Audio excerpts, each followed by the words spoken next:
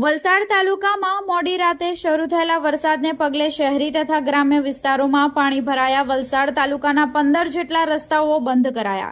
વલસાડ તાલુકામાં છેલ્લા 24 કલાકમાં કુલ 6 ઇંચ જેટલો વરસાદ નોંધાયો છે, જેના પગલે જળબંબાકારની પરિસ્થિતિ સર્જાઈ છે। વલસાડ શહેરી વિસ્તારો હોય કે ગ્રામ્ય વિસ્તારો, ઠેર ઠેર રસ્તાઓ પર અને લોકોના ઘરોમાં પાણી ભરાઈ રહ્યા છે। કેટલાક વિસ્તારોમાં વાહનો બંધ થવાની ઘટના ખૂબ સામાન્ય બની છે, ત્યારે વલસાડના મુખ્ય માર્ગો ગણાતા તિથલ રોડ, અબ્રામા જેવા વિસ્તાર પર ઘૂંટણસમા પાણી ભરાયા છે।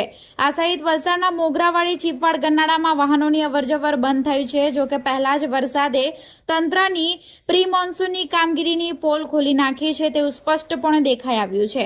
કામગીરી કર્યા બાદ પણ ઠેર ઠેર પાણી ભરાઈ જતા લોકોમાં ભારે રોષ છે। આજરોજ પડેલા વરસાદને પગલે વલસાડના અબ્રામા, તિથલ રોડ, મોગરાવાડી, ધોબી તળાવ, એમજી રોડ સહિતના અનેક વિસ્તારોમાં પાણી ભરાવાની સમસ્યા લોકો માટે માથાનો દુખાવો બની ગઈ છે।